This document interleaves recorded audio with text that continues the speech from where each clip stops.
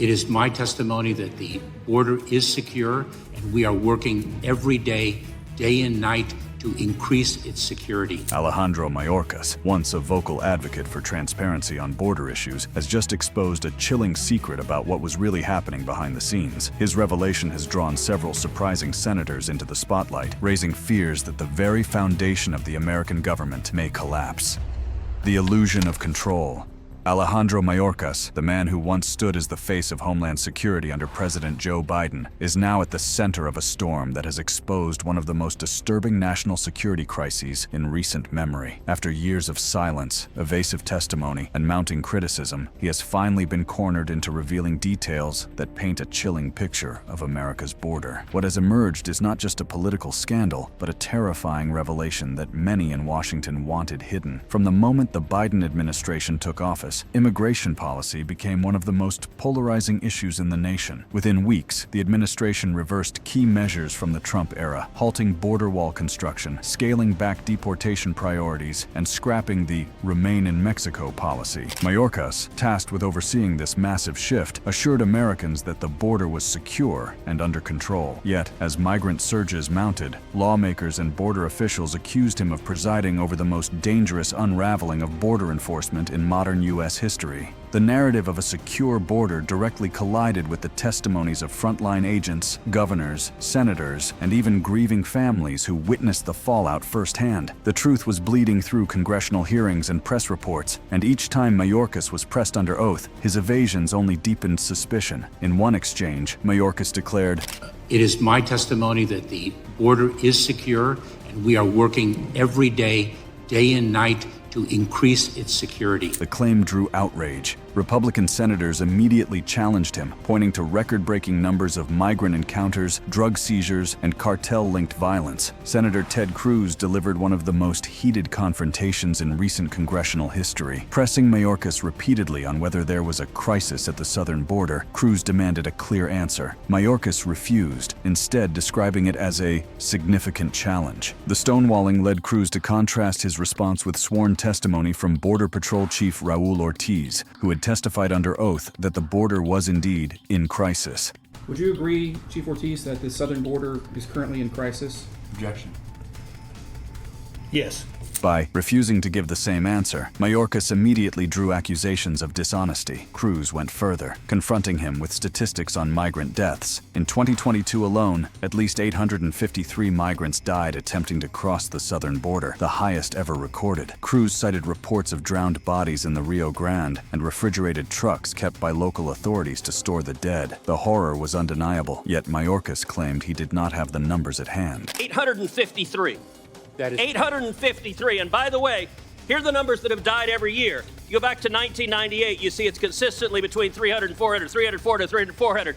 Suddenly, 2021, what happens? You get in office, and that red line are dead bodies. The exchanges did not stop there. Cruz demanded to know how many murderers, rapists, or child predators had been released into the United States under Mayorkas' tenure. Again, the secretary dodged, refusing to provide figures. The senator accused him of deliberately refusing to track or disclose dangerous data because it would expose the administration's failure. The accusations escalated into the darkest territory imaginable. Cruz presented evidence that drug cartels were not only smuggling narcotics and controlling vast swaths of border territory, but were also using migrant wristbands to mark payments, effectively turning humans into commodities. He charged that children were being funneled into modern-day slavery, including forced labor and exploitation. You have turned these cartels into multi-billion-dollar criminal organizations, and these are modern-day leg irons, because these are children being sold into sex slavery. Mayorkas' response, claiming ignorance about the wristbands, further enraged senators and fueled claims that he was either lying or dangerously incompetent. The fallout was immediate. Headlines declared that DHS under Mayorkas had lost operational control of the border, a phrase with specific legal weight. In sworn testimony, when asked if the administration had operational control as defined by federal law, meaning the prevention of all unlawful entries, Mayorkas had answered yes. That statement became the basis of one of the most repeated charges against him, that he had knowingly lied under oath to Congress. Representative Chip Roy was among the most vocal accusers. The Secretary of Homeland Security sat at that table,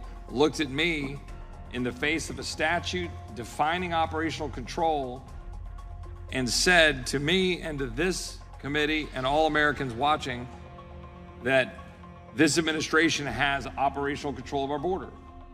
And it's a flat lie. This theme of distrust became the foundation of impeachment proceedings filed against him. Lawmakers accused Mayorkas not merely of incompetence, but of willfully deceiving Congress and the American public. To them, this was not negligence, it was a betrayal. The accusations carried severe weight because the fallout from his policies was visible everywhere. A massive increase in gotaways, migrants who successfully evaded Border Patrol, estimated at more than 600,000 annually. Over 5.5 million illegal crossings recorded since Biden took office, the highest in U.S. history. Surging deaths from fentanyl overdoses, tied directly to smuggling operations across the border. Reports of human trafficking networks exploiting children, with many ending up in brutal labor or worse. In one hearing, Senator Josh Hawley unleashed a scathing attack, accusing Mayorkas of enabling what he bluntly called child slavery. He cited reporting from the New York Times that revealed children as young as 13 and 14 were working overnight shifts in slaughterhouses and factories after crossing into the United States unaccompanied. Hawley's words were shocking, not only for their bluntness, but for what they revealed. The Department of Homeland Security, under Mayorkas, had reportedly lost track of tens of thousands of unaccompanied minors. Many disappeared into the shadows, unmonitored, and later surfaced in investigative reports working in violation of child labor laws. The evidence of betrayal piled higher. In Yuma, Arizona, local officials accused Mayorkas directly of lying to their faces. Supervisor Jonathan Lines testified that Mayorkas had promised to address 9 major gaps in the border wall near Yuma, but had failed to follow through. When asked if this was a matter of ability or will, Lines was blunt. For border communities, the consequences were devastating. Hospitals became overwhelmed with migrant births, straining NICUs to the point where local residents had to be flown over 170 miles away to receive care. Cartel-linked violence spilled across the border, with more than 200 targeted killings in nearby Mexican cities reported in just over a year. To locals, the border was no longer a line of defense but an open wound. Congressman Clay Higgins summarized the devastation in one of the most emotional tirades delivered in the chamber. Accusing Mayorkas of aligning DHS policy with cartel operations, Higgins charged that the secretary's leadership had destroyed the morale of Border Patrol agents, created generational trauma for American families, and presided over a tide of drug overdoses that killed more than 200,000 Americans. Before the whole country. Your legacy. Millions of illegals enter our country. Millions under your watch. Loss of operational control of our border. Aligning DHS policy as an asset to Mexican cartel drug and human trafficking. By the time impeachment articles were formally introduced, Mayorkas had become one of the most embattled cabinet members in modern U.S. history. The charges were clear: lying to Congress, dereliction of duty, willful refusal to enforce federal immigration law, and facilitating a humanitarian and security catastrophe. Even as these accusations swirled, Mayorkas attempted to defend his record by framing the crisis in global terms. He argued that mass migration was not unique to the United States, but part of a worldwide displacement crisis. The number of encounters at the southern border is very high, but it's very, very important, number one, to contextualize it, and number two, to explain it. From a context perspective, the world is seeing the greatest level of displacement since at least World War. It was an explanation meant to deflect blame, but it did little to calm critics. To them, global displacement was irrelevant to the fact that U.S. policy choices, ending Remain in Mexico, halting wall construction, and loosening deportation priorities, had directly triggered the crisis. The situation reached a tipping point when Mayorkas' own credibility collapsed under bipartisan scrutiny. Even Democrats expressed unease, though few joined Republicans in calling for impeachment. What united both sides, however, was the recognition that America's border crisis was spiraling beyond control. At the heart of it all was a chilling revelation. While officials insisted the border was secure, the reality was that drug cartels, human traffickers, and organized crime networks had gained unprecedented influence over who entered the United States. Reports of cartel-controlled wristbands, migrant exploitation, and fentanyl flooding across checkpoints suggested that enforcement had not only failed, it had been co-opted. And in hearings across Capitol Hill, lawmakers were beginning to say the quiet part out loud. This was not a crisis born of incompetence. It was, they charged, a deliberate strategy, enabled and covered up by the very man sworn to defend the nation's borders: the human cost.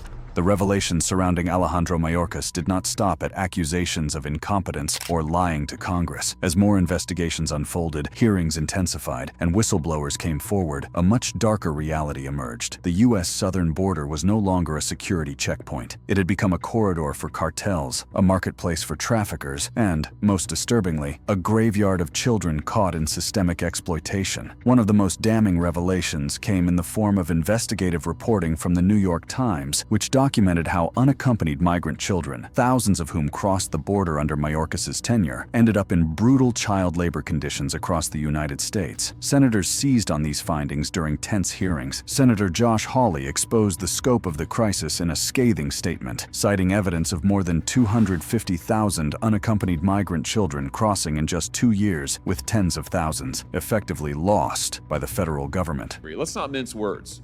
They've been sold into slavery. When kids are being put into factories, forced to work overnight, forced to work in terrible conditions, they're not getting paid, they're not going to school, sometimes they're not getting fed.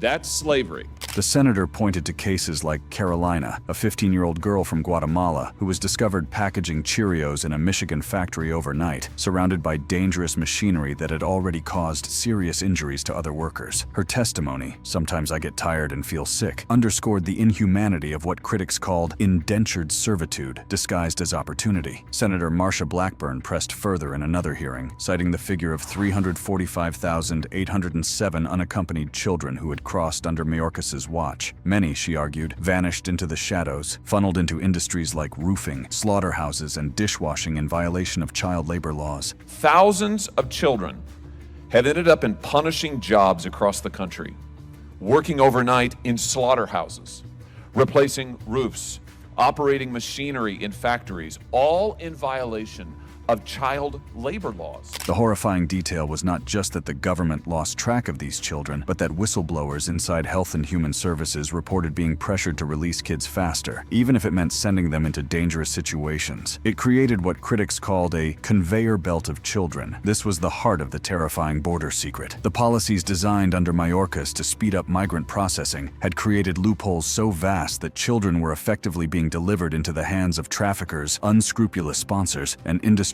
hungry for cheap labor. But the crisis extended far beyond child labor. Cartels had seized near total control of smuggling operations along the border. Testimony from Yuma officials described how cartel violence in nearby Mexican towns had escalated to the point of 200 targeted assassinations in just over a year. Law enforcement officers were routinely ambushed, their killings spilling fear into U.S. border communities. Over the last 14 months, the sheriff and I have been made aware of over 200 assassinations in San Luis Rio, Colorado, where the cartels are targeting law enforcement. With cartels now controlling smuggling routes, wristbands were used to mark migrants like inventory, each color coding the amount of money owed. Senator Cruz confronted Mayorkas with these wristbands in one of the most chilling exchanges in modern hearings. And if you go to the southern border, along the southern border, you see thousands of these wristbands because the illegal immigrants wear them. The drug cartels, every color corresponds to how many thousands of dollars they owe the cartels.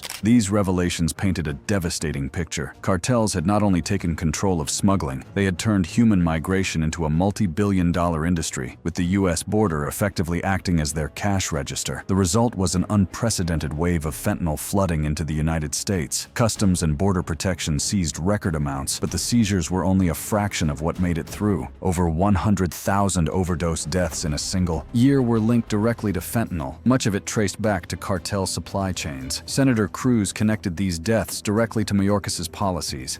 What's the result of massive gotaways? Well, one of the results is drug overdoses.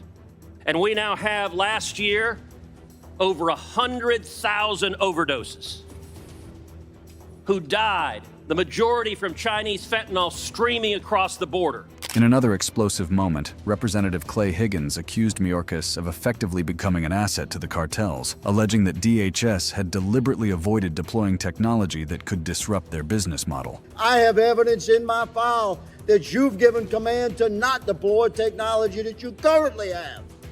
because it interfered with the cartel's business model. But perhaps the most disturbing element of this story came with the rollout of the CBP One app, which critics dubbed a concierge service for illegal immigration. Launched under Mayorkas, the app allowed migrants to schedule appointments at ports of entry using a smartphone. Senator Josh Hawley grilled Mayorkas on this program, exposing how tens of thousands of migrants were able to reserve slots to enter the U.S. without asylum interviews, background checks, or security screenings. Reports from Texas Monthly confirmed that the app required no proof of asylum claims, no vetting questions, and resulted in mass releases into the interior. Hawley likened it to Ticketmaster for illegal immigrants. Those arriving for the CBP One appointments are given no interviews, asked no questions about vulnerabilities that they may or may not have listed in the app or about why they're coming to the United States. They're simply released into the country. The implications were staggering. By enabling migrants to schedule entry rather than attempting dangerous crossings, the administration argued that the app reduced chaos. But to critics, it was the ultimate admission that DHS was no longer stopping illegal immigration. It was managing and facilitating it. The terrifying secret was no longer speculation. The Department of Homeland Security under Mayorkas had transformed the border from a barrier into a system of managed entry that cartels exploited, children suffered under, and adversaries used to infiltrate the United States. National security concerns escalated when reports surfaced of Chinese nationals crossing the southern border in record numbers. Senator Hawley highlighted that encounters of Chinese nationals in the Rio Grande Valley had surged 900%, with many released into the U.S. interior. He pressed Mayorkas on whether any were members of the Chinese Communist Party. Mayorkas refused to answer. The refusal to disclose whether CCP-linked individuals had entered fueled suspicions that adversarial nations could exploit border chaos to insert operatives. Meanwhile, gotaways, migrants who evaded capture altogether, reached unprecedented levels. Estimates placed the number at over 600,000 annually. Senators repeatedly demanded to know how many among them were violent criminals or potential terrorists. Mayorkas provided no numbers. The silence was deafening. To critics, it meant DHS had no real grasp of who was entering the country, leaving Americans vulnerable to threats ranging from cartel operatives to terrorist cells. Senator Ted Cruz encapsulated the horror by confronting Mayorkas on reports of sexual assault, exploitation, and children sold into slavery. When asked directly how many children had been trafficked under his watch, Mayorkas refused to answer. Cruz delivered the most damning line of the hearings. How many children have been sold into sex slavery? Do you know how many children have been sold into sex slavery? To an unprecedented degree. Mr. Secretary, I want to say to you right now, your behavior is disgraceful, and the deaths, the children assaulted, the children raped, they are at your feet. This moment crystallized the scandal. It was no longer about policy differences. It was about whether a government official sworn to protect national security had enabled, through deception or deliberate design, a system that empowered cartels, endangered children, and placed the American public at risk. By the close of 2024, impeachment articles against Mayorkas had been filed, citing his refusal to enforce immigration laws and his repeated lies to Congress. Though the Senate blocked removal, the charges left a permanent stain. In early 2025, under the Trump administration, the consequences became personal. Mayorkas' Secret Service protection was revoked, an almost unprecedented punishment for a former cabinet secretary. Critics charged that the decision symbolized what Mayorkas had done to America. By betraying border security, he had forfeited protection for himself. The terrifying secret was now in the open. Under Mayorkas' leadership, the border had not simply failed. It had become an entry point for exploitation, crime, and national security risks. The facade of control was shattered, revealing a deliberate system of managed chaos. And yet, there was more still to come. The terrifying secret.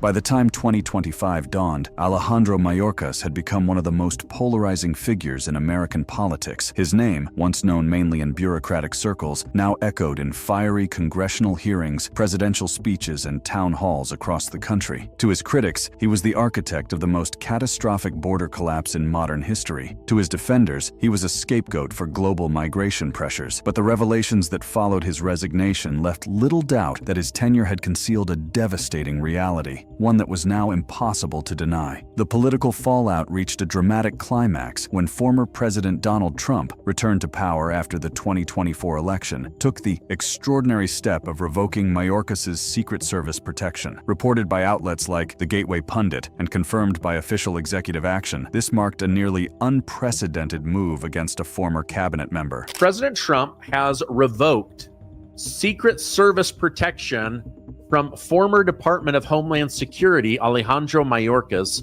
a move which has sparked debate.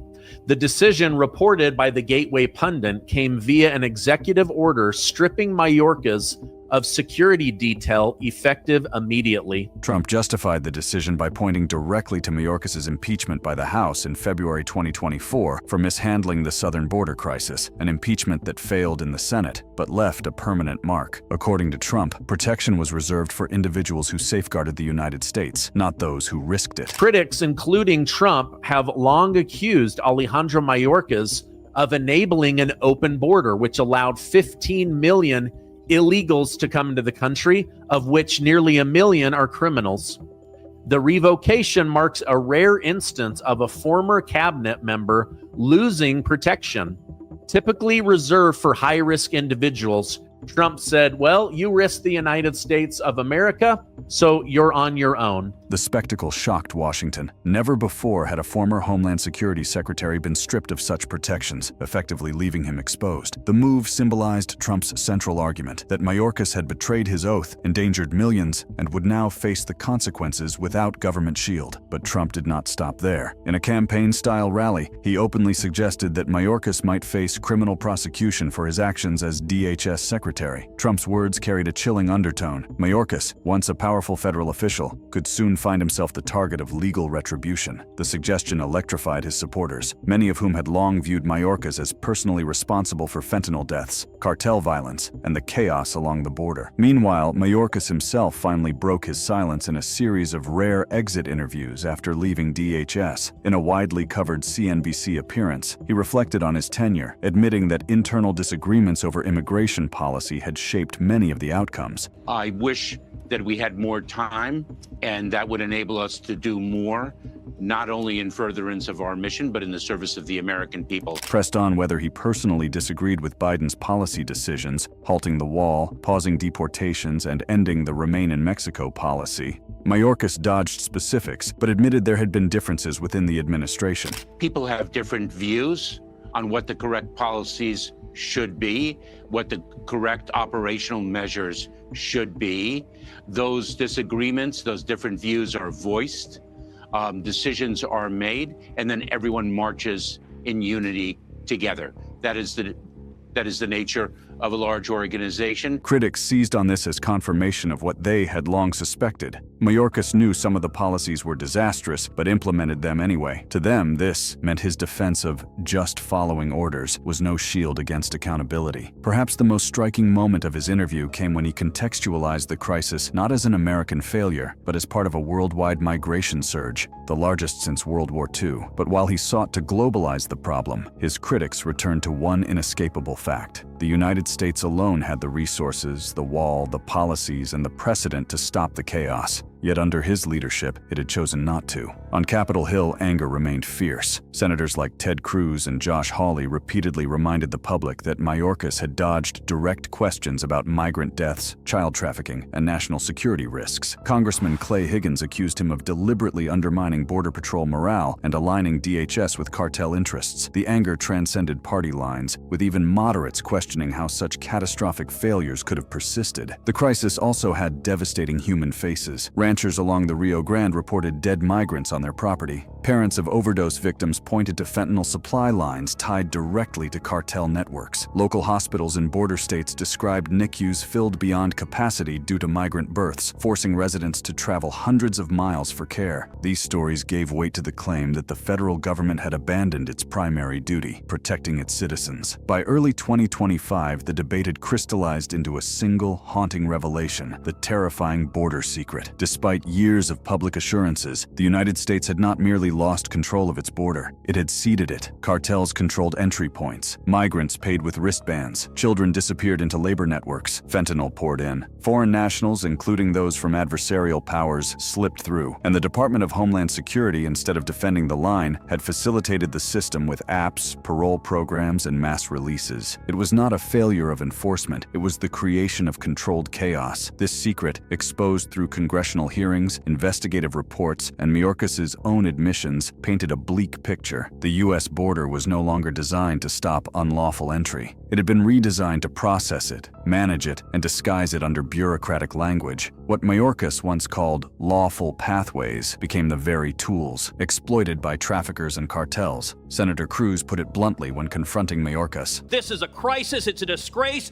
and you won't even admit this human tragedy is a crisis. For millions of Americans, the consequences were not abstract. They were felt in skyrocketing overdose deaths, surging crime tied to trafficking networks, overwhelmed schools and hospitals, and the trauma of communities left to face cartel-fueled violence without federal protection. In this final reckoning, Mayorkas' silence over the years no longer appeared as loyalty to his administration. It was seen as complicity in hiding the truth. And when he finally spoke, admitting disagreements, deflecting blame to global displacement, and defending managed entry programs, the damage was already done. Donald Trump's revocation of protection and open talk of prosecution symbolized a larger reality. Alejandro Mayorkas, once entrusted with America's security, had become the face of its greatest vulnerability. His name would be forever tied to the years when the border ceased to function as a line of defense and instead became a corridor of chaos. The terrifying secret he finally revealed, whether willingly or under pressure, was that the border crisis was not an accident. It was the product of deliberate choices, defended with lies, concealed under euphemisms, and carried out at a cost of countless lives. And for millions of Americans watching the hearings, the interviews, and the headlines, one haunting conclusion remained. If the border itself can no longer protect the nation, then the nation's greatest vulnerability lies not beyond the line, but within it. Thanks for watching. If you found this video informative and interesting, be sure to check out other similar and amazing videos on the screen. See you in the next video.